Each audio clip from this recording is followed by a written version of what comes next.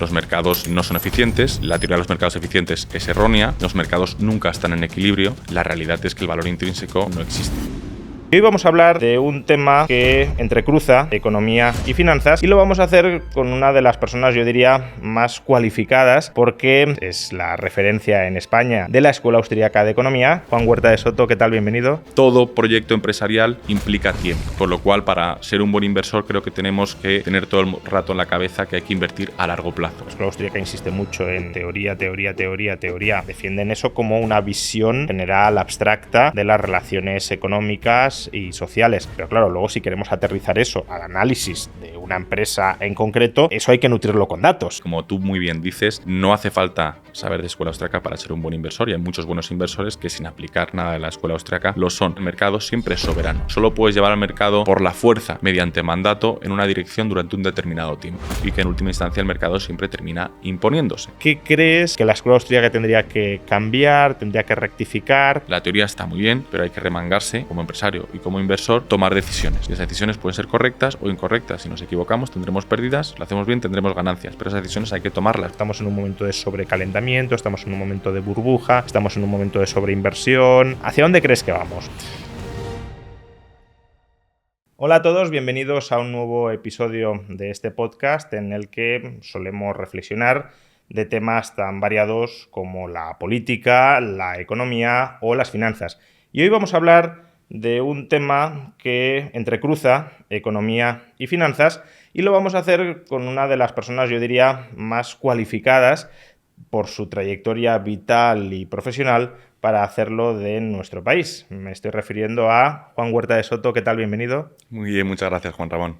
A quienes nos sigáis habitualmente, supongo que el apellido Huerta de Soto os sonará de algo porque, ya lo sabréis, es la referencia en España y diría en el mundo hispanohablante de la Escuela Austríaca de Economía y además también fue mi profesor y director de tesis doctoral. Y Juan Huerta de Soto no es que tenga alguna relación lejana con Jesús, sino que es su hijo. Y eso, más allá de la curiosidad que pueda tener para nuestro canal, creo que también es relevante para tratar el tema del que queremos hablar, que es qué puede o qué debe aprender y aplicar un inversor cuando está seleccionando inversiones, buscando inversiones, escogiendo entre inversiones, del mundo de la economía y en concreto del mundo de la economía austríaca.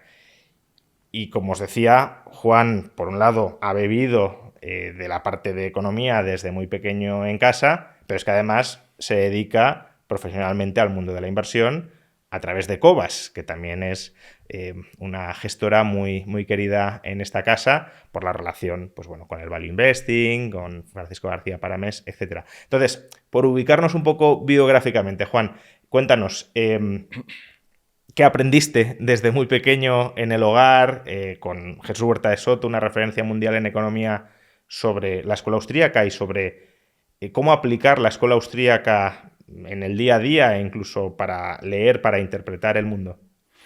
Bueno, la verdad es que lo hemos tenido en casa, como bien has descrito, toda la vida.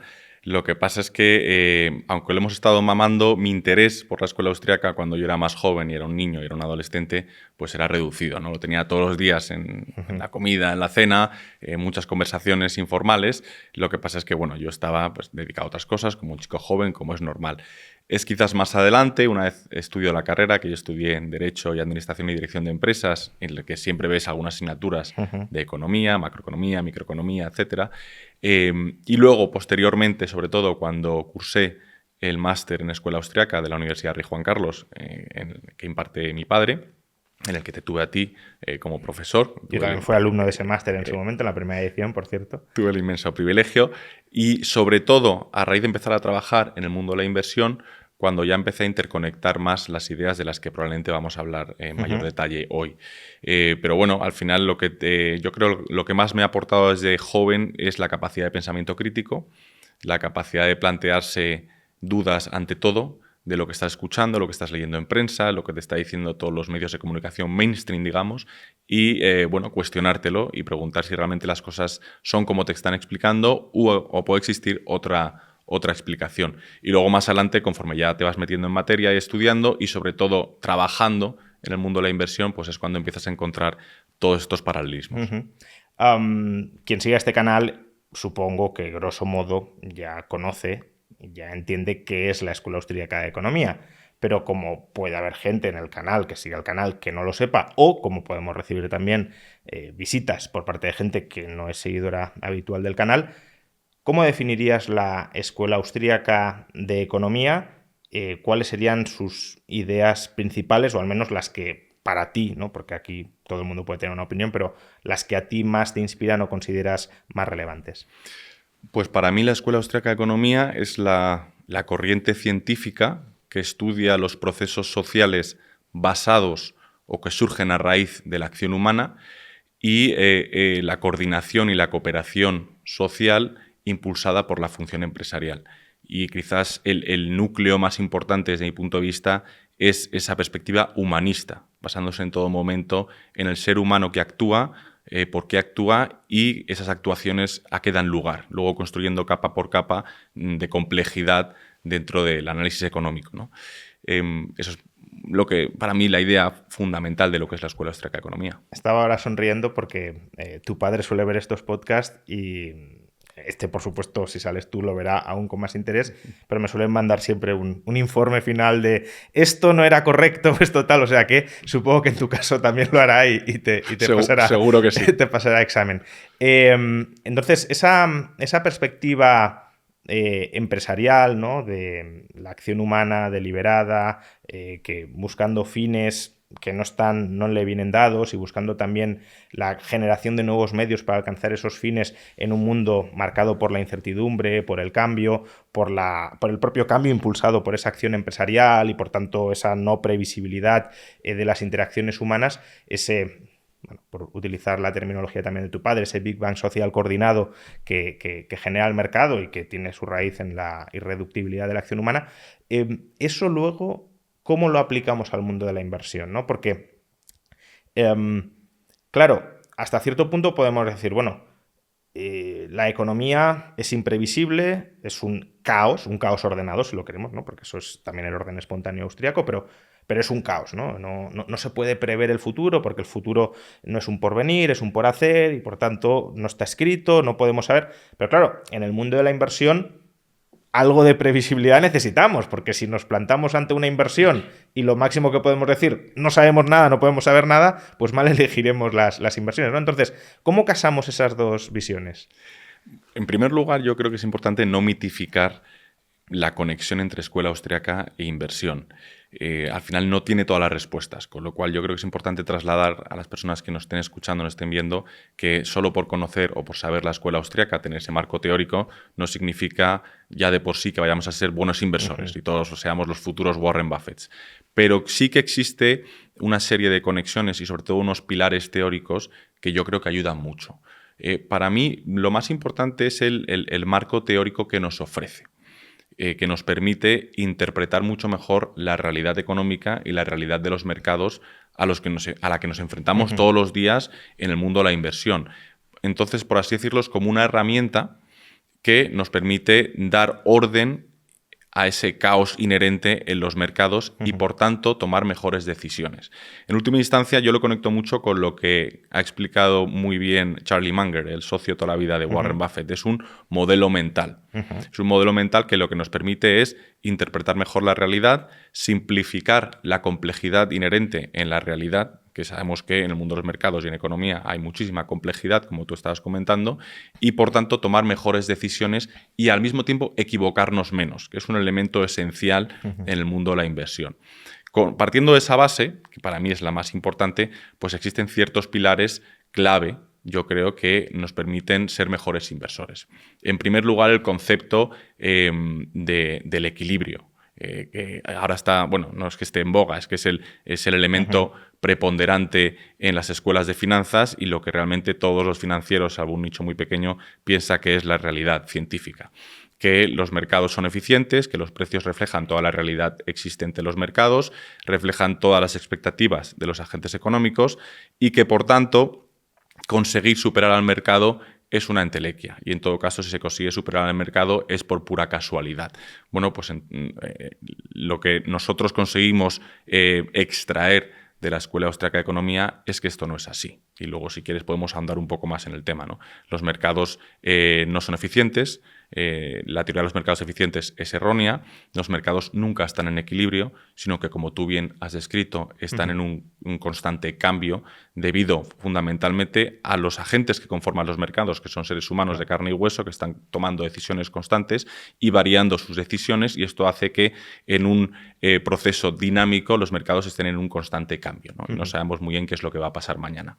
Y por tanto, esto ofrece la oportunidad de que el que ejercite mejor su función empresarial, podría ser un empresario, pero un empresario inversor, digamos, que es lo que yo siempre tengo en la cabeza, que es lo que es un buen inversor, un buen value investor, ejercite correctamente su función empresarial, puede en última instancia tomar mejores decisiones de inversión y, por tanto, batir al mercado de forma consistente en el tiempo.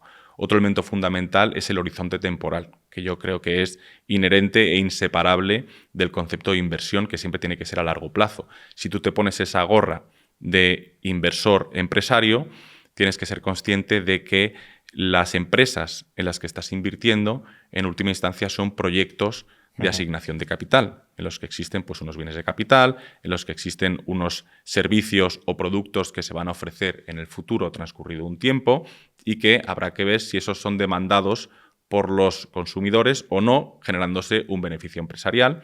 ¿Cuál va a ser este beneficio empresarial? ¿Cuáles son las dinámicas competitivas? Te tienes que poner la gorra de inversor. Pero sobre todo, volviendo al tema temporal, todo proyecto empresarial implica tiempo. Y normalmente los proyectos de mayor valor añadido son aquellos que tienen un horizonte temporal más extenso. Con lo cual, para ser un buen inversor, creo que tenemos que tener todo el rato en la cabeza que hay que invertir a largo plazo. No es una cosa hacer trading a 3 meses o a 6 meses, ¿no? También el tema del equilibrio me lleva al concepto de ventajas competitivas. Si los mercados no están en equilibrio, precisamente por lo que hemos comentado, el ejercicio de la función empresarial y el proceso de coordinación y descoordinación constante que se produce en los mercados y en la economía, existe el concepto clave de la ventaja competitiva. Hay determinados negocios que tienen ventajas competitivas que permiten durante un periodo de tiempo más o menos prolongado mantener fuera de tu negocio a todos los posibles competidores que, incentivados por el beneficio empresarial que está generando tu negocio, quieren atacarlo, quieren entrar en ese mercado y quieren erosionar esos retornos excepcionales que estás consiguiendo tú como negocio, como empresa, por encima de tu coste medio del capital. De ahí la importancia de la ventaja competitiva en la que tanto se ahonda dentro del mundo del value investing. Y luego quizás el tercer pilar fundamental desde mi punto de vista es el concepto de riesgo y la diferencia fundamental que existe entre la definición típica de riesgo en el mundo financiero mainstream, que riesgo es igual a volatilidad, luego lo que es propiamente el concepto de riesgo y lo que es lo que yo considero más importante, o el concepto real de riesgo que conecta con la escuela austriaca, que es la incertidumbre ineradicable de los mercados derivada de este proceso que hemos hablado de la función empresarial. Entonces, eso es muy importante tenerlo en cuenta para saber que eso existe, que eso no vas a poder eliminarlo de la ecuación, cuando muchas veces en inversión se trata de eliminar la incertidumbre, porque como tú bien has dicho, los agentes no se quieren enfrentar a una incertidumbre ineradicable, ¿no? Porque están jugándose su dinero en cualquier ámbito de la economía, pero especialmente en el ámbito de las finanzas. Entonces hay una serie de herramientas que nos permiten lidiar o navegar mejor con este riesgo, ¿no? Eso, por ejemplo, el margen de seguridad, un concepto fundamental a la hora de invertir, el precio al que estás invirtiendo sea significativamente inferior al valor estimado que tú le das a esa inversión. La diversificación, que también es un tema bastante en boga y del que podemos hablar, porque hay algunos inversores muy famosos, muy renombrados, que dicen que no hace falta diversificar, que es mejor tener pocas inversiones, pero mirarlas muy de cerca. Bueno, al final lo que te da el marco teórico de la escuela austriaca es saber que existe una incertidumbre que muchas veces pues, no se sabe qué es lo que va a pasar y que es mejor tener un poco una mayor diversificación. Luego el propio marco teórico que te da la escuela austriaca, que te permite mejor interpretar la realidad, y el ejercicio de la función empresarial, que eso ya depende de cada uno y las capacidades innatas que tenga como empresario inversor para aplicarlas en los mercados. Has hablado de la ventaja competitiva, o si lo extendemos o lo vemos desde la perspectiva comparativa, ¿no? Y eso creo que también se puede aplicar a lo que en el value investing se llama círculo de competencia, ¿no? Porque al final, claro, una de las razones por las que los mercados no pueden ser eficientes o pueden quizá no serlo, aunque luego te preguntaré también por esto, pero es que claro, no todo el mundo es experto ni puede ser experto en todas las compañías que están cotizando. Entonces, si un señor se trabaja mucho una compañía y es el que más sabe de la misma, pues sabrá valorar mejor esa compañía que el conjunto del mercado, ¿no? Entonces, ¿eso cómo debe aplicarlo un inversor? Porque, por ejemplo, desde Cobas no soléis invertir, tampoco es que lo rechacéis de plano, pero no soléis invertir en las grandes empresas más conocidas y populares, sino que buscáis oportunidades que otros han pasado desapercibidas porque creéis que ahí es donde puede haber más valor inexplotado. Sí, es correcto. Al final, en los mercados existe una asimetría de información. La información existente en los mercados que se traslada a través de los precios es la que es, pero la interpretación que se hace de dicha información no es la misma para cada persona, como es, no sé, de cajón desastre, en el sentido de que nosotros como empresarios también pues podemos interpretar unos estados financieros o una información que leamos en cualquier lado sobre la cadena de valor o sobre la industria en concreto, de una forma u otra, según las nociones previas que tengamos y la información y el marco teórico y los modelos mentales que tengamos en nuestra cabeza. Entonces, la información es la que es. Lo que pasa es que la interpretación de esa información es distinta. Y entonces, volviendo al círculo de competencia, es muy favorecedor y muy importante profundizar en tu círculo de competencia e irlo ampliando con el tiempo. Porque cuanto más experto te haces tú de una determinada industria, pero no solo una industria en concreto, sino también la interconexión con otras ideas y con otras industrias, vas ampliando tu capacidad de comprender mejor lo que está pasando. Y eso, en última instancia, te permite tomar mejores decisiones de inversión. Con lo cual, es indispensable mantenerte dentro de tu círculo de competencia, porque si sales de tu círculo de competencia, estás metiéndote en un juego de desequilibrio con el resto del mercado, en el que probablemente muchos otros inversores y agentes económicos interpreten mejor la realidad existente. Con lo cual, a la hora de tomar decisiones, estás en una inferioridad de condiciones. De la importancia de mantenerte dentro de tu círculo de competencia para tomar mejores decisiones y equivocarte menos. Y ahí, por lo que dices, también es importante un poco la visión metodológica austríaca, ¿no? Porque la escuela austríaca insiste mucho en teoría, marcos mentales, modelos, aunque bueno, son términos que a lo mejor algunos austríacos rechacen, pero para entendernos, pero claro, defienden eso como una visión general, abstracta de las relaciones económicas y sociales. Pero claro, luego si queremos aterrizar eso al análisis de una empresa en concreto, eso hay que nutrirlo con datos, hay que nutrirlo con la experiencia empírica más cercana de esa compañía o de ese sector, pero de nuevo, uno podría decir, y hasta cierto punto puede ser cierto, ¿no? Yo solo con los datos y solo con la experiencia ya puedo ser un buen inversor. Por ejemplo, Warren Buffett no sabe de escuela austríaca o tiene algunas nociones, pero no ha profundizado en ella, pero aún así tiene ciertas intuiciones, tiene conocimientos muy variados de otras muchas materias y además, sobre todo, se estudia muy bien aquello en lo que invierte. Por tanto, no es absolutamente indispensable, como bueno, has dicho, solo sabiendo escuela austríaca no vas a ser un buen inversor, incluso puedes ser un buen inversor sin saber de escuela austríaca, pero si suplementas los datos con una mejor lectura desde el ámbito teórico, pues supongo que llegarás a conclusiones más sólidas. Correcto. Sí, además, curiosamente, lo de Warren Buffett, nunca he conseguido ahondar en la conexión, pero el padre de Warren Buffett sí que era... Era rothbardiano. Era rothbardiano, con lo cual yo no sé si él mamó algo en casa o no, nunca lo ha mencionado, o al menos yo no soy consciente de que lo haya dicho en ningún discurso público, pero alguna noción debe de tener. Pero efectivamente, como tú muy bien dices, no hace falta saber de escuela austríaca para ser un buen inversor y hay muchos buenos inversores que sin aplicar nada de la escuela austríaca lo son. Aunque luego cuando analizas lo que están haciendo muchas veces hay similitudes o en cierto modo dices, bueno, ellos deben conocer o al menos lo que están aplicando parte en base de este conocimiento teórico, aunque ellos mismos no se estén dando cuenta, ¿no? Y efectivamente, al final, el marco teórico, como he dicho, te ayuda a interpretar. Pero por aterrizarlo en un ejemplo práctico, ¿no? Que además estamos viviendo recientemente, si me permites, y que hemos estado viendo en los últimos años, que es todo el tema de las renovables y el coche eléctrico en Europa. Bueno, pues... esto, desde nuestra perspectiva, utilizando el marco teórico de la escuela austríaca, aunque cualquier otra persona podría llegar a una conclusión similar sin necesidad de tener este marco teórico, aunque a nosotros nos ayuda mucho. Pues el intervencionismo preponderante que se ha producido en la Unión Europea para tratar de empujar una opción energética como el tema de las renovables en una dirección en la que el mercado todavía no estaba preparado ni lo está. A nosotros lo que nos indicaba, basando nuestro conocimiento en los efectos que produce el socialismo desde una perspectiva teórica en la economía y las ineficiencias inherentes que produce, por todas las dinámicas que si quieres luego explicamos, que tú conoces mucho mejor que yo, pues nos hacía pensar que en última instancia el mercado siempre es soberano.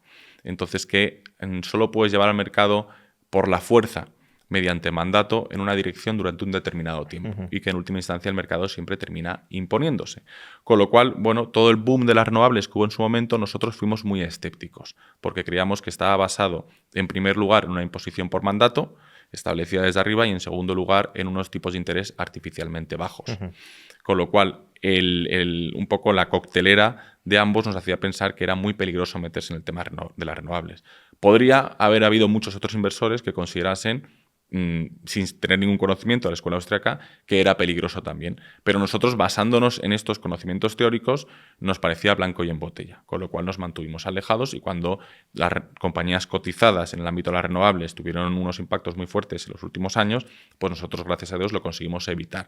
Con lo cual, hilo otra vez con la capacidad de evitar errores. Algo similar nos ha ocurrido con el coche eléctrico, ¿no? Donde también hemos visto una imposición por parte de los reguladores europeos a nivel mundial, menos en Estados Unidos ahora, pero sí podemos decir que a nivel mundial, cuando realmente el consumidor último no estaba preparado por una serie de razones, pues por el precio, por la infraestructura, la capacidad de carga, etcétera, para virar hacia el coche eléctrico de la forma en la que se estaba empujando por parte de los órganos reguladores.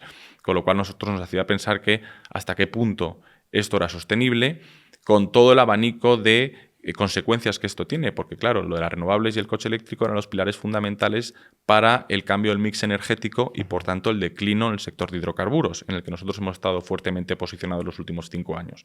Con lo cual, intento trasladar que ese barniz teórico nos hace navegar, digamos que no es un GPS que te lleva directamente a la dirección exacta, sino que es una brújula que en un mar tormentoso como es el de los mercados te permite más o menos mantener la dirección. Y ya por terminar, ahora que este justo es el ejemplo que estamos viendo en prensa, ¿no? Donde la industria automovilística europea piensa que se puede proteger por medio de regulación, por medio de aranceles a los coches chinos, pues nosotros también somos escépticos. Cuando analizamos las dinámicas competitivas y empresariales de la industria automovilística china y cómo, aunque se trata de un país comunista, a nivel empresarial, a nivel industria, son muy competitivos, muy dinámicos y muchas veces más liberales que lo que vemos en los estados de bienestar de Occidente, pues también somos reacios a pensar que se va a conseguir mantener a raya todos estos productos que son más eficientes y más baratos simplemente por regulación. Y eso nos hace también luego trasladarlo a una serie de decisiones en nuestra cartera de inversión. Es decir, que la escuela austríaca, o la teoría económica en este caso austríaca, aunque no os dice este es el precio adecuado al que invertir en una empresa o en una industria, sí os sirve para decir, esta industria no pinta bien, mejor fijémonos en otras cosas que probablemente tengan más sostenibilidad económica en el tiempo, ¿no? Exacto. Pero cuando formulaba esta exposición he hablado del precio objetivo, algunos dirían de equilibrio, en el value investing pues lo llaman valor intrínseco o valor fundamental, ¿no? De manera más general en finanzas. ¿Cómo casa esto con la idea del valor subjetivo, de la inexistencia de precio de equilibrio dentro de la escuela austríaca? ¿Cómo se combina esa perspectiva de desequilibrio permanente, digámoslo así, con la búsqueda de un precio de referencia hacia el que tiende, o se supone, lo supone el analista, hacia el que tiende a converger una empresa? No casa para nada. Pero en mi opinión es sobre todo un tema de nomenclatura. Se ha producido el error de trasladar del inglés el target price famoso al español como precio objetivo, pero no objetivo en el concepto que podemos estar pensando en contraposición a subjetivo, sino objetivo hacia el que se tiende, que sería la traducción correcta del inglés. Claro. Es cierto que Graham, pero allá en los años 30, hablaba mucho de valor intrínseco y algunos inversores siguen hablando de valor intrínseco. La realidad es que el valor intrínseco, como bien nos explica la escuela austríaca, no existe. El valor es siempre subjetivo. Nosotros somos plenamente conscientes de ello. Pero muchos otros inversores value lo son. Y cuando habla de target price lo hacen simplemente para hablar de algo que entienda todo el mundo. Pero son plenamente conscientes de que los precios, digamos, mejor dicho, los valores estimados que ellos tienen de las compañías en las que invierten no dejan de ser aproximaciones subjetivas. Tasaciones que se hacen dentro de un contexto completamente de incertidumbre, aplicando el mejor ejercicio posible de la función empresarial de cada uno y sondeando el futuro. Al final, el valor estimado de un negocio, de cualquier activo, no deja de ser los flujos de caja estimados futuros, que van a depender en última instancia, por llegar a última derivada, de los bienes y servicios que sean capaces de vender esas compañías a 5 o 10 años vista y, por tanto, la demanda del consumidor a 5 o 10 años vista, y esos flujos de caja traídos al día de hoy a una tasa de descuento que también es subjetiva y depende de cada uno en función de su coste de oportunidad. De manera que todo en la estimación es subjetivo. Cuando llegamos a ese numerito, somos plenamente conscientes, al menos en Cobas, y yo creo que la mayor parte de los inversores, de que eso no va a misa. Es decir, que una cosa no vale 57,5 billones, sino que es una aproximación de valor y, por tanto, tienes que tratar de, siendo consciente de que es subjetivo y que no es exacto, tienes que tratar de que la diferencia entre ese valor estimado y el precio al que estés invirtiendo a día de hoy sea lo más amplia posible, que es el concepto de margen de seguridad. O sea, que el margen de seguridad justamente es la protección frente al error estimativo. Exacto. Un error estimativo que deriva de precisamente la subjetividad, ¿no? Lo que pasa es que sí es cierto que, claro, si supiéramos, que eso es lo que la escuela austríaca nos muestra que no podemos saber, ¿no? Pero si supiéramos cuáles son y van a ser las valoraciones de los consumidores, que seguirían siendo subjetivas, porque es un dato sobre el contenido subjetivo de esas preferencias. Si supiéramos la tasa de descuento intertemporal, etcétera, y lo metiéramos todo en una fórmula, eso sí nos daría un precio adecuado para ese activo. Pero claro, es que todos los inputs informativos o epistémicos que necesitamos, pues ni los podemos saber por el tipo de información que es, ni además son estables y por tanto van cambiando con el tiempo y solo podemos estimarlos con cierta falibilidad, ¿no?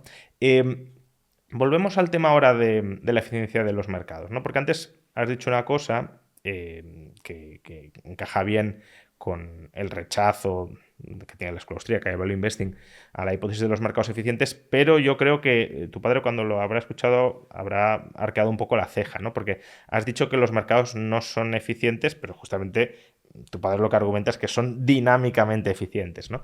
Dinámicamente entendido como un proceso que es más o menos el que tú has descrito. Y entonces quería que reflexionáramos sobre esto, ¿no? Sobre cómo no son o pueden ser, pero no es la clave, que sean estáticamente eficientes, en el sentido de que cada precio ya esté en el mejor nivel posible y no haya margen de corrección, porque ya toda la información está incorporada a esos precios, sino que el proceso empresarial, prueba-error, ajuste, equivocación, etcétera, es lo que a largo plazo va conduciendo a ese descubrimiento y, de hecho, vosotros nos desempeñáis ese papel. Vosotros, en Cobas y otros value investors y otros inversores que no sigan el value, pero que sí inviertan con cabeza y con buen criterio, lo que hacen es corregir los errores que van surgiendo continuamente, ¿no? Exacto. Y está muy bien hecha la puntualización. Estoy seguro que mi padre lo habrá visto y habrá reaccionado exactamente como tú has dicho. Lo que trataba de expresar yo es esa diferencia, como tú bien has explicado, entre eficiencia estática y eficiencia dinámica, pero sin meternos excesivamente en materia de teoría económica. Pero claro, lo que dice la teoría de los mercados eficientes es que los precios de mercado ya reflejan toda la realidad existente. Entonces son precios, por así decirlo, entre comillas, perfectos. Y al mismo tiempo reflejan todas las expectativas por parte de los agentes económicos. Lo que nos dice la Escuela Austríaca de Economía es que esto no es así, porque al final la información que existe en el mercado es información, en primer lugar, subjetiva, en segundo lugar, dispersa en la cabeza de todas las personas que conforman el mercado, los 8.000 millones de personas que conformamos el mercado, y más importante aún, mucha de la información todavía no está creada, porque se está creando constantemente en este proceso que tú bien has descrito de prueba y error. Con lo cual los precios, como bien decía Hayek, son quizás la herramienta mejor que existe de traslación de información en los mercados, pero no pueden ser perfectos como se define en la teoría de los mercados eficientes esta eficiencia estática, sino que tenemos que tener el concepto de eficiencia dinámica. El mercado es lo más eficiente que puede ser dentro de este punto de partida del que estamos hablando, sobre el que se basa la Escuela Austriaca de Economía. Como proceso de descubrimiento. Como proceso de descubrimiento constante, efectivamente. Uh-huh. Los inversores en valor tienen una perspectiva un poco distinta, en cierto modo errada, porque dice que los agentes económicos son irracionales, cosa que también no casa muy bien con lo que dice Mises, porque siempre actuamos de forma racional. Pero al final es que el contenido teórico de los inversores en valor es muy escaso. Cuando dicen que son irracionales, yo creo que en última instancia lo que están explicando es lo que estábamos diciendo antes. Sí, que se equivocan. Que se equivocan y que toman las decisiones con una simetría de información y con una simetría de capacidad de interpretar esa información, que puede dar lugar desde fuera a que se está actuando de forma irracional, pero no es el caso. Están actuando de forma racional, pero están interpretando peor la información existente. Actuar de forma racional no implica actuar de forma correcta, ¿no?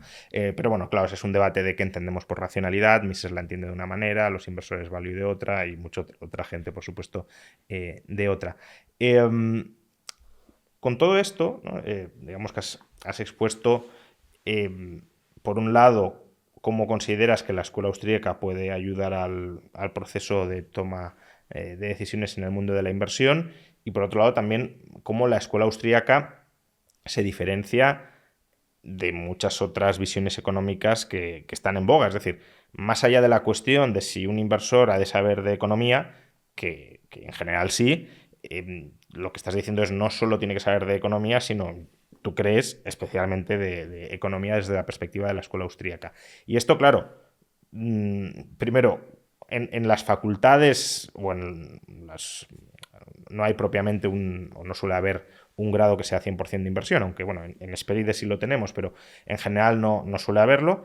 Pero si uno hace un máster para aprender a invertir, etcétera, a la economía no se le suele dar muchísima importancia y a la economía austríaca ninguna. Entonces, si uno dice, oye, pues me gustaría aprender sobre escuela austríaca justamente para aplicarlo a mi día a día inversor o porque me quiero dedicar profesionalmente dentro de unos años a ser inversor profesional, y creo que es una formación complementaria que suplementa pues, mis otros conocimientos. Para empezar, ¿no? Para marcarle un cierto itinerario a quien nos esté oyendo y pueda tener esa perspectiva, ¿qué libros crees que serían importantes dentro de la tradición austríaca que leyera un inversor o un futuro inversor, más allá de como curiosidad, porque uno podría decir, bueno, pues que se lea Los principios de economía política de Menger porque es el libro fundacional? Vale, que a lo mejor sí, pero a lo mejor dices, no es el más adecuado, o no, yo sí lo diría, pero no es el más adecuado para un inversor, ¿no? Vale. Pero, o sea, libros de escuela austríaca que creas que un inversor sí le pueden ser de bastante utilidad. De escuela austríaca concretamente. Bueno, o pueden ser de inversión conectados con la escuela austríaca. Tampoco quiero ser dogmático. Si quieres fuera de la escuela austríaca también me vale, pero bueno, pensaba más en restringirlo a la escuela austríaca. A mí, referidos a la escuela austríaca, es cierto que es muy extenso, pero para mí el máximo es la acción humana de Mises. Me parece clave para entender la economía en su conjunto. Y ya de ahí tratar de extraer lo que yo ya he tratado de explicar de forma muy filtrada y digerida, pero tratar de extraer cuáles son los buenos conocimientos para un inversor. Dinero, crédito bancario y ciclos económicos me parece muy útil para tratar de entender cómo funciona la teoría del capital austríaca y la teoría austríaca de los ciclos económicos, y eso cómo puede ayudarte a evitar, sobre todo, errores en empresas cíclicas o en mercados que están más sobrecalentados. Creo que es importante. Y luego, saliendo un poco de la escuela austríaca, libros sobre inversión que quizás ellos no son plenamente conscientes de que conectan con la escuela austríaca, pero que si tienes cierto bagaje sobre escuela austríaca pueden ser muy útiles. A mí me parece el libro de Edward Chancellor, Capital Returns, o Retorno sobre el Capital, que está traducido al español por Deusto. Yo creo que es un libro muy bueno que te ayuda a entender los ciclos de capital en industrias concretas. Y luego, si eso lo hilas con la teoría austríaca, pues es bastante potente, en mi opinión. El margen de seguridad, Margin of Security, de Seth Klarman, creo que es muy importante. No, en ningún momento habla sobre escuela austríaca, ¿no? Pero sí que te permite entender este concepto sobre el que hemos estado ahondando, ¿no? De la estimación subjetiva de valor y cómo la importancia de tener ese margen de seguridad para lidiar con la incertidumbre y el riesgo. Y quizás otro importante que a mí me gusta mucho es The Most Important Thing. La traducción en español creo que es la cosa más importante o lo más importante de Howard Marks, donde hace un tratamiento generalizado, pero también entra en temas de ciclos y en temas de riesgo. Howard Marks ha hablado mucho y ha escrito mucho sobre riesgo y ciclos económicos. Me parecen libros bastante importantes y útiles. No sé, así estos 4 o 5... Sí. Muy buena selección. Y si alguien quisiera un tratamiento, una formación más exhaustiva, más reglada, antes hemos mencionado, por ejemplo, el máster en Economía de la Escuela Austríaca en la Universidad Rey Juan Carlos, que los dos hemos cursado y que dirige tu padre, ya lo hemos mencionado, desde el año 2008, que fue la primera edición, es decir, pronto se cumplirán ya 20 años. Y además yo durante bastantes años fui profesor de él. Esa es una opción, entiendo, es una opción de todas formas presencial, con lo cual, bueno, pues requiere un cierto sacrificio, entre comillas, personal de estar dispuesto a hacer la inversión de, oye, me vengo a Madrid, voy a las clases, el ambiente es muy bueno, la discusión continuada sobre temas austríacos es muy apasionada entre alumnos, profesores, es decir, se genera una comunidad intelectual muy potente. Pero aparte de este curso presencial, que desde luego lleva mucho tiempo y está muy acreditado por sus propios promotores, ¿qué otras alternativas se te ocurren para aprender de economía aplicado al mundo de la inversión y aprender de inversión? Bueno, en la Universidad de Hesperides también has mencionado que tenéis buenos cursos, programas enfocados en la inversión, pero con unos matices claros sobre escuela austriaca, Eso es. donde tú también impartes clase y yo creo que el claustro de profesorado es muy bueno. Y justo ahora, además, nosotros, cuando digo nosotros me refiero a Value School, que para el que no lo sepa es la pata de formación financiera y para el ahorro que cuelga de Cobas. Vamos a sacar un máster ejecutivo que se llama Máster Ejecutivo en Análisis Financiero y Gestión Patrimonial, conjuntamente con nuestro socio, que es Visual Business. Es un máster con título propio, no estamos adscritos a ninguna universidad, y que precisamente se va a enfocar en esta formación con el objetivo de formar a todas las personas que quieran ahondar en el análisis financiero y la gestión patrimonial. Puede ser profesionales que ya están dedicados a las finanzas, en banca privada, en análisis o en el ámbito de relación con inversores, comercial, y que quieren dar un giro un poco más hacia la parte más propiamente analítica, digamos, o añadir una capa más de conocimiento, o inversores particulares que tienen sus propias inversiones, que tienen ya cierto conocimiento y que quieren ahondar todavía más. Es un máster que vamos a sacar en septiembre. Tiene una duración de 10 meses, dura hasta junio. Y es online, ¿no? Hemos dicho. Es 100% digital, en directo. Va a ser un máster bastante exclusivo en el que solo vamos a tener 60 plazas porque queremos darle la mayor atención posible a cada uno de los alumnos, en el que van a participar las principales gestoras a nivel profesorado del ámbito de nuestro país, pero también gestoras internacionales, pues nombres como JP Morgan, Bank of America, Cobas, Magallanes, etc.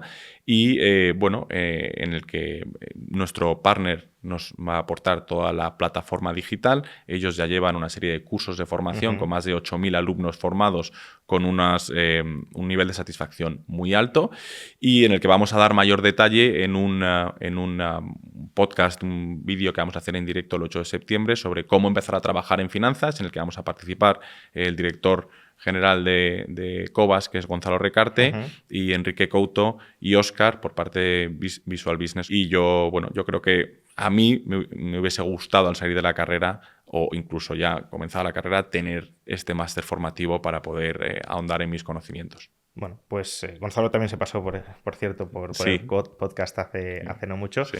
Nada, si os queréis apuntar a esa sesión de presentación del próximo 8 de septiembre para saber más sobre este programa y para, además, desde esa sesión de presentación, quienes estéis interesados, apuntaros a este programa que, como decías, es bastante exclusivo, de 60 plazas, lo cual entiendo que va muy de la mano de que son clases en directo y, claro, en una clase en directo no puedes manejar a cientos de personas. Correcto. En Hesperides lo sabemos bien. En Hesperides admitimos a más alumnos porque parte de las clases son grabadas, pero claro, si son clases 100% en directo, tienen que ser por necesidad grupos reducidos donde se permita una atención personalizada. Pues bueno, si os queréis apuntar a este programa, tenéis toda la información en el link que encontráis en la caja de descripción del vídeo y en el comentario destacado. Otro factor que se me ha olvidado comentar, por lo que es tan importante Sí. esta reducción del número de alumnos, es que vamos a introducir un concepto novedoso, digamos, un ejercicio novedoso, que es un circuito de análisis de empresas Ajá. por parte de los alumnos y un grupo bastante nutrido de gestoras nacionales en las que se van a estar proponiendo ideas de inversión y los alumnos van a estar trabajando en vivo e en directo sobre esas ideas de inversión y luego recibiendo un feedback por parte de las gestoras implicadas. Es que no es un curso teórico y desligado de la praxis, sino que es un curso donde lo que se aprende se aplica. Eminentemente práctico. Ese es el Directamente. objetivo, que se me ha olvidado mencionarlo, pero que yo creo que es fundamental Hombre, que se sepa. desde luego es importante porque hay muchos otros másters de finanzas. Cualquiera, vamos, que esté un poco en el mundillo lo sabe, que es pues, teoría financiera pura y dura, que además es muchas veces teoría financiera que tampoco sabes muy bien cómo se conecta con la realidad a la hora de valorar empresas. Correcto. Porque si uno estudia value investing, lo aplicará o no, pero al menos sí que ve cierta conexión con lo que luego tiene que hacer en el mundo real. Pero si uno estudia el KPM, por ejemplo, que no lo estoy criticando, es decir, a lo mejor como modelo puede ser simplificador y válido, pero desde luego de ahí a pasar a valorar inversiones hay un mundo, ¿no? Pues bueno, lo dicho, más información en la caja de descripción del vídeo. Mencionabas antes cuando nombrabas los libros que consideras valiosos, que lea un inversor o un futuro inversor, Dinero, Crédito Bancario y Ciclos Económicos de Jesús Huerta de Soto, de tu padre, por lo que aporta a la comprensión del ciclo económico y de la dinámica de manipulación de tipos de interés, distorsión de la estructura de capital. ¿Cuán importante consideras que es esto en el día a día de un inversor, ¿no? Porque aquí también hay como... De hecho, yo creo que esto incluso se lo he escuchado una vez a Paco, a García Paramés, a Francisco García Paramés, de, hombre, no está mal saberlo. De hecho, él mismo dijo, pues yo en la burbuja de las.com no me metí, en parte por todo esto, pero también con un cierto... está bien saberlo, es importante, pero nosotros invertimos continuamente y tampoco vamos a estar jugando a intentar anticipar en qué momento pincha el ciclo para evitar entrar antes, meternos después, porque eso casi es macro investing y nosotros no lo practicamos, ¿no? Entonces, ¿cómo encajamos esto? Exacto. Yo creo que lo que acabas de explicar, que dijo Paco, no hay forma mejor de describirlo. Es una capa, un barniz teórico relevante, importante, para interpretar los mercados, lo que está ocurriendo en los mercados y tratar de evitar esos grandes momentos en los que el péndulo se va en exceso en una dirección errónea, como las.com, que comentó Paco, o como, por ejemplo, la crisis inmobiliaria que dio lugar, Tampoco entró Paco, en la que claro. tampoco estuvimos invertidos en el sector inmobiliario, pero en los mercados hay que estar en el día a día y sobre todo nosotros estamos invertidos prácticamente al 100% siempre. Cuando no lo estemos significará que no estamos encontrando suficientes ideas de inversión y que preferimos tener liquidez, que para nosotros es probablemente la peor opción que existe, antes que tener compañías y los activos reales que representan esas compañías. Al final, el mercado es muy extenso, entonces no va siempre el mercado en la misma dirección, con lo cual puede haber un sobrecalentamiento derivado de la manipulación de los tipos de interés y los excesos por parte de la banca y los bancos centrales en Europa, pero no tiene por qué estar pasando lo mismo en el sudeste asiático. De hecho, el sudeste asiático está creciendo a ritmos del 7% y Europa está estancada. Como nosotros tenemos la enorme ventaja de que podemos invertir en todo el mundo y en todo tipo de compañías, en todo tipo de divisa, aunque normalmente utilizamos divisas fuertes, pero tenemos esa ventaja, pues al final nos vamos moviendo y sí que es cierto que nos sirve, una vez más, vuelvo a explicarlo, como brújula de tratar de evitar determinados sectores o por intervencionismo o por sobrecalentamiento o porque ves, basándote en la teoría de los ciclos económicos, de que se está haciendo una mala inversión generalizada en un sector concreto o en una economía en su conjunto, pero siempre existen otras opciones, otros sectores en los que esto no está pasando. Con lo cual, tratando de sintetizar la respuesta, me adscribo 100% lo que dijo Paco. Es un buen indicador, es un buen conocimiento para tener en la cabeza, permite evitar errores de tanto en cuanto, pero realmente no es lo que utilizamos todos los días en nuestro día a día inversor. Has mencionado que una de las peores inversiones que podéis hacer es estar en liquidez, que puede ser una decisión, pero será en ese contexto la menos mala, pero en ningún caso será buena. Una de las razones por la que la liquidez no es buena inversión es que no genera rendimiento. Como mucho te quedas en tablas, pero en nuestro entorno inflacionista actual ya no es que te quedes en tablas, es que pierdes, ¿no? Hay como una rentabilidad negativa asociada. Pierdes un 2 para evitar a lo mejor perder un 10 si te metes en activos que van a pinchar, pero no es lo ideal. La inflación es algo que preocupa desde luego a muchísima gente porque quizá no tenga una gran sofisticación financiera para meter su patrimonio en, bueno, pues en activos, por ejemplo, bursátiles, bien seleccionados, etcétera. Y claro, para quien tiene sus ahorros en una cuenta corriente, en un depósito, pues eso es lo que decía, un impuesto continuo que vas pagando y que te va empobreciendo. ¿Cómo recomendarías a un ahorrador no sofisticado, porque el sofisticado entiendo que ya ese es un problema que tiene más o menos solucionado, que afronte el problema de la inflación? Que inviertan activos reales. Y yo creo que aquí lo explica muy bien y mucho en mayor detalle y extensión Paco en su libro Invirtiendo a largo plazo, que hace todo este análisis de cómo, bueno, de hecho, linka o lo liga muy bien con la Escuela de Austríaca de Economía y cómo dice que el estado natural de las economías, al menos los últimos 100 años, es un estado inflacionario, precisamente por esta dinámica de creación de dinero ex nihilo por parte de los bancos centrales en colusión con la banca central y que, por tanto, la mejor manera de protegerte es con activos reales. Dentro del amplio abanico de activos reales que existen, que podrías invertir pues, en oro, en materias primas, en inmobiliario directamente, en ladrillo, que es muy dado a invertirse aquí en España, nosotros pensamos, y por eso es lo que hacemos, porque genuinamente lo pensamos, que el activo real mejor que existe son las acciones de compañías y especialmente las acciones de compañías cotizadas, donde te encuentras con oportunidades que muchas veces es más difícil de encontrar en el sector privado, por esa asimetría de información que estábamos comentando antes. Entonces, yo lo que recomendaría a cualquier inversor es, primero, activos reales y, segundo, dentro de activos reales, acciones cotizadas, ya sea en cualquiera de los formatos o directamente ellos porque se sienten cómodos encontrando estas compañías, haciendo el trabajo previo que hay que hacer y invirtiendo a largo plazo, o por medio de gestores de fondos o fondos de inversión que invierten en este tipo de compañías, tienen esta filosofía de inversión con una orientación a largo plazo. Es lo que yo recomendaría. Y en ese sentido, ¿qué visión tienes de la inversión pasiva? ¿Recomendarías que invirtieran en ETFs que replican índices o que vayan más bien a fondos de autor, como hasta cierto punto, no digo que solo sea Paco ni mucho menos, pero como hasta cierto punto puede ser Cobas? No, a mí la gestión pasiva y a nosotros en general nos parece que es estupenda y que le ha hecho un favor enorme al inversor retail a lo largo del tiempo, ¿no? Con los pioneros que fueron Vanguard y todo lo que se ha producido en adelante. Es una opción muy buena y muy barata de invertir precisamente en estos activos reales que estaba comentando yo, en empresas cotizadas. No obstante, tienes que tener como requisito fundamental una visión muy a largo plazo. Porque al final con la inversión pasiva estás comprando el conjunto del mercado y es cierto que en ciertos momentos el mercado puede estar o sobrecalentado o tener una excesiva ponderación, como está ocurriendo ahora, a muy pocas empresas, con lo cual, ligando con lo que hablábamos antes, pierdes el factor de diversificación, de manera que si le ocurre algo a esas pocas empresas, tu fondo de inversión pasiva o tu ETF ya va a tener un impacto importante en su rendimiento.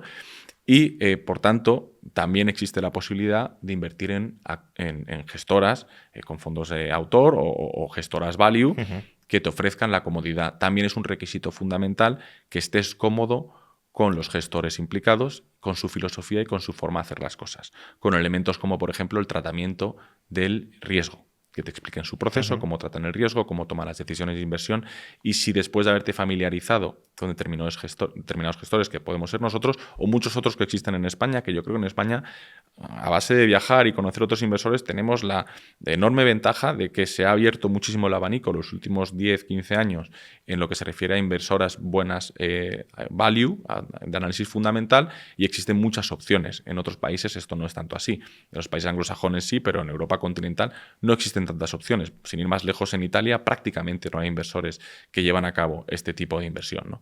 Entonces, si estás familiarizado y estás cómodo con la forma de hacer las cosas, creo que No tiene que ser excluyente, puedes tener una parte en gestión pasiva y una parte en gestión activa. Eso depende de cada inversor y con lo que ellos estén cómodos. Aunque también respecto a esto último hay que decir que en España se ha abierto tanto el abanico que ya casi cualquier gestora se llama value y no todas ni mucho menos También es cierto. aplican principios value, ¿no? Como que es una etiqueta que se ha puesto de moda y todos dicen, no, yo algo value hago, y luego rascas y dices, bueno, es inversión fundamental, supuestamente, qué bien, ¿no? Pero no es value, ¿no? Al final, uno de los padres en España del value, que eso sí es una impronta que no se le puede negar, es Francisco García Paramés, ¿no?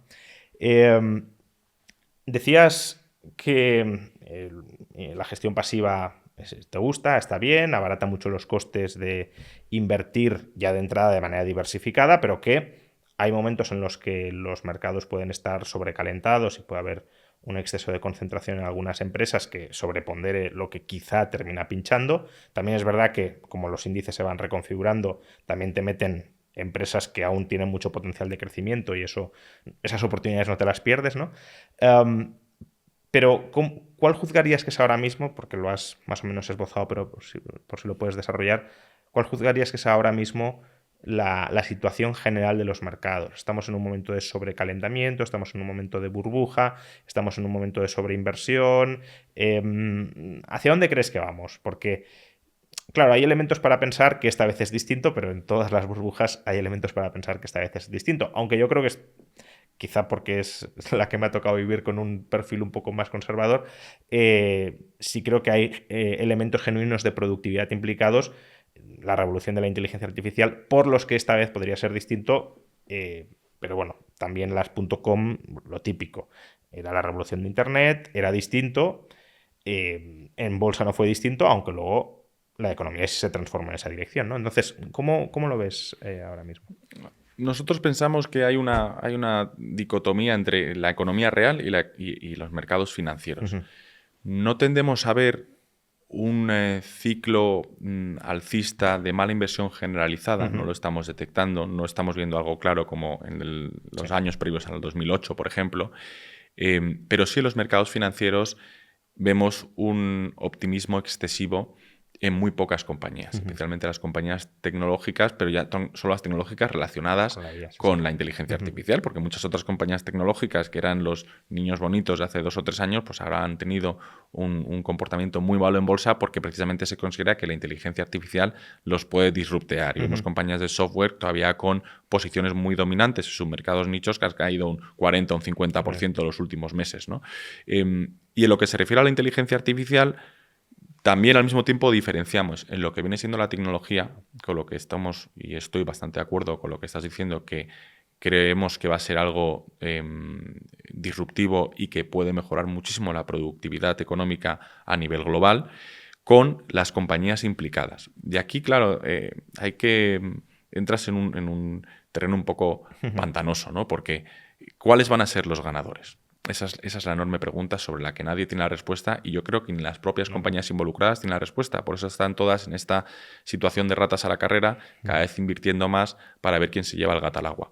El ganador, fenomenal, pues será una compañía que valga trillones de dólares, pero todos los otros implicados probablemente van a tener una corrección muy grande en los mercados de valores. Y lo que está ocurriendo ahora, otra vez conectando con la inversión pasiva, es que tenemos muy pocas compañías estadounidenses primordialmente, alrededor de 10-15 compañías, que representan el 36% del índice americano. Y prácticamente muy similar en el MSCI World, que es el índice. Con lo cual hay un exceso de peso por parte de muy pocas compañías. ¿Qué significa esto? Que estás perdiendo el factor positivo de la diversificación. De manera que, eventualmente, si hay un número importante de estas compañías que no son las ganadoras de la inteligencia artificial, porque terminan finalmente de ser los chinos con sus modelos más baratos, que también son bastante precisos, o al final no son las compañías, los hyperscalers, sino que son ni los centros de datos, sino que son las compañías de semiconductores en exclusiva. Bueno, los semiconductores lo harán bien, pero todas las otras compañías que ahora están cotizando en unos múltiplos de valoración inherente desde nuestro punto de vista excesivamente altos, corregirá mucho a la baja. Ese es el riesgo que se tiene a día de hoy, por lo que digo que hay cierto sobrecalentamiento, porque hay muy poquitas compañías que representan demasiado. Claro. De hecho, veremos si hay algún ganador, claro, ¿no? Porque puede ser que simplemente se desarrolle la tecnología y se aplane, se descentralice y nadie la capitalice monopolísticamente en el sentido de tener la mayor cuota de mercado de Exacto. concentración, ¿no? Entonces eso también puede pasar. Entonces, ahora la moda en el mercado es la inteligencia artificial. Como decías, ya no es que las empresas que puedan sufrir disrupción de la IA estén perdiendo, sino que incluso las que no han adoptado la IA, aunque sea en el nombre, ya parece que se estén quedando atrás y que estén abocadas a caducar, ¿no? Entonces, esa es la tendencia ahora mismo en el mercado, pero vosotros en Cobas no vais con tendencias. De hecho, creo que en general intentáis ir contra tendencia. ¿Qué oportunidades estáis detectando ahora mismo en los mercados? Más allá de empresas concretas, pues sectores, por ejemplo, que están pasando desapercibidos, que a lo mejor hay muy malas vibraciones con ellos, pero no hay justificación, o que se están produciendo también cambios o revoluciones, pero que quedan opacadas por la inteligencia artificial y por tanto nadie está prestando atención a ello. Es que es interesante porque, además, otra vez conectando con el marco teórico de la escuela austriaca, en tecnología y en sectores en los que los niveles de avance son prácticamente diarios, la incertidumbre se magnifica, con la cual tu capacidad de ejercitar la función empresarial tiene que ser mucho más alta que la de la media para poder tener una mejor interpretación de lo que está pasando y apostar por ello. Nosotros somos conscientes de nuestras limitaciones y tratamos de mantenernos fuera, que conecta de hecho con lo primero que has comentado prácticamente sobre el círculo de competencia. Si te vas muy lejos de tu círculo de competencia, tu probabilidad de obtener una pérdida permanente del capital en tu inversión es alta, ¿no? Entonces nosotros, ¿dónde estamos posicionados ahora? En cosas mucho más sencillas, pero que nos parecen más sensatas y que podemos estimar a futuro de forma más cómoda. Por ejemplo, en el sector energético tradicional de hidrocarburos, primordialmente gas, pero también petróleo, ¿no?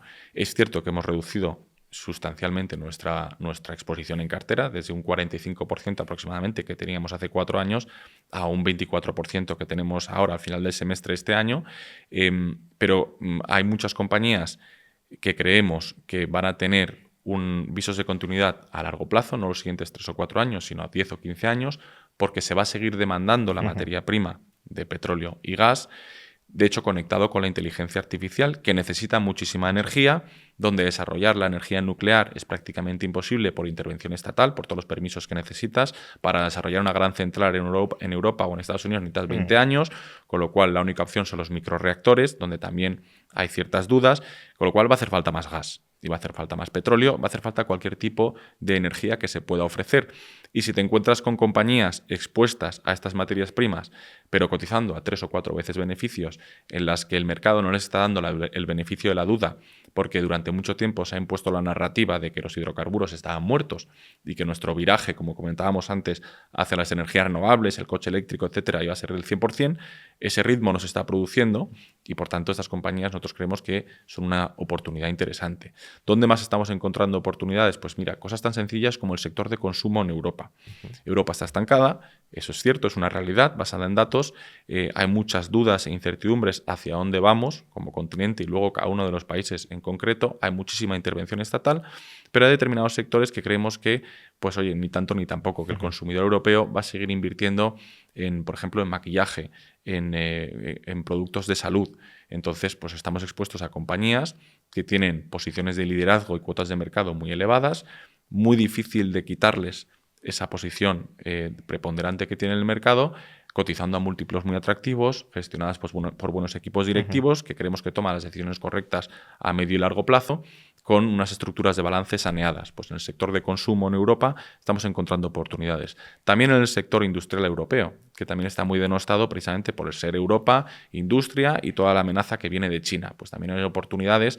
Tienes que levantar muchas piedras para controlar estas oportunidades, pero las estamos encontrando. En Asia, donde tenemos un 15% de nuestra cartera, en cosas totalmente heterogéneas, desde una compañía de educación a una compañía de centros comerciales e inmobiliario en Filipinas, estamos encontrando muchas situaciones interesantes. Por eso te decía que al final el mercado es muy extenso, el mundo es muy grande y aunque pueda haber algunos sectores más sobrecalentados o algunas economías que no van en la buena dirección, siempre se encuentran oportunidades en otros sitios y por eso preferimos invertir en estas oportunidades a largo plazo más que tener liquidez. Es lo que decías de adoptar una perspectiva empresarial a la inversión, ¿no? Exacto. Es decir, si yo fuera empresario y pudiese montar estas empresas, ¿cuál de estas montaría? Porque crea que tienen mucho futuro y por tanto quiero ser socio de quienes la montan, ¿no? Claro, esto viene de nuevo y por retrotraernos al comienzo de la entrevista, de una teoría del empresario y de una visión del empresario que conecta claramente con la Escuela Austríaca de Economía, Mises Kirchner, tu padre, Jesús Huerta de Soto.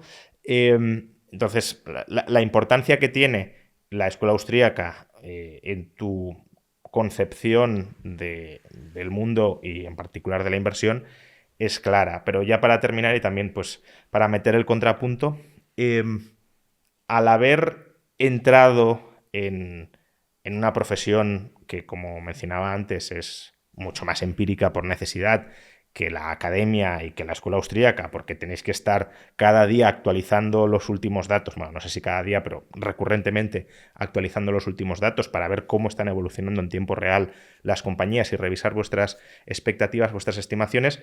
Después de haber pasado por una formación más reglada, más abstracta, de haberla tenido en casa también de primera mano y de conocer, por tanto, de una manera privilegiada la escuela austríaca, en retrospectiva, ¿qué crees que, si hay algo, no lo sé, que la escuela austríaca tendría que cambiar, tendría que rectificar? Si encuentras algún error o harías algún matiz de, oye, pues enfatizáis demasiado esto y demasiado poco esto otro, también desde la perspectiva de tu padre, ¿no? Es decir, ¿qué les dirías que les falta tener un poco en cuenta o de lo que no hablan tanto y a lo mejor deberían hablar más? Es muy buena pregunta. La verdad es que no la había pensado mucho o nunca, vamos. A mí me viene a la cabeza, dentro de que, oye, por supuesto, desde un punto de vista de total No, son ámbitos distintos, claro. humildad y la escuela austríaca como para ponerme yo a decir que es de qué pie cojea, ¿no? Pero a mí he hecho un poco en falta ahondar aún más, si se puede, desde una perspectiva científica, académica, lo máximo posible, en la función empresarial y conectar más la escuela austríaca con la empresarialidad. Con la empresarialidad y tratar de tender esos puentes hacia el empresario, que es en última instancia el actor que toma las decisiones todos los días, porque la teoría es fundamental, el mundo de las ideas es clave y es lo que luego nos permite aplicar la práctica, pero yo en la escuela austríaca veo que se han desarrollado muy bien y en gran profundidad determinados pilares y a veces quizás por desconocimiento, igual hay mucho más escrito, yo no, aparte de Kirchner, mi padre y lo que han escrito los austríacos, pues igual estoy sin saber y hay otros libros que profundizan muchísimo más, pero tratar de dar mayor contenido a el elemento del empresario. Del empresario y cómo puede él tomar sus decisiones en el día a día, porque al final la teoría está muy bien, pero hay que remangarse como empresario y como inversor y con falta de información y con una incertidumbre ineradicable, tomar decisiones. Y esas decisiones pueden ser correctas o incorrectas. Si nos equivocamos, tendremos pérdidas. Si lo hacemos bien, tendremos ganancias. Pero esas decisiones hay que tomarlas, porque si no, te quedas meramente como espectador, viendo cómo están jugando el partido y gritando desde la grada, pero al final tienes que bajar ahí al Si te fango. entiendo bien, digamos que la escuela austríaca, Mises Kirchner o tu padre han estudiado económicamente al empresario y tú lo que pides es que se adopte la perspectiva del empresario, una especie de ADE austríaca, ¿no? Para entendernos. Eso estaría muy bien. Sí, es algo que lo has expresado mejor que yo. Pues muchísimas gracias, Juan, por pasarte por aquí. Ha sido un auténtico placer tenerte, conversar y también que nos hables brevemente del programa que estáis preparando desde Cobas con Visual Business. Lo he dicho, muchas gracias. Muchas gracias, Juan Ramón. Y a todos vosotros, pues gracias también por acompañarnos en esta entrevista y nos vemos en un próximo podcast.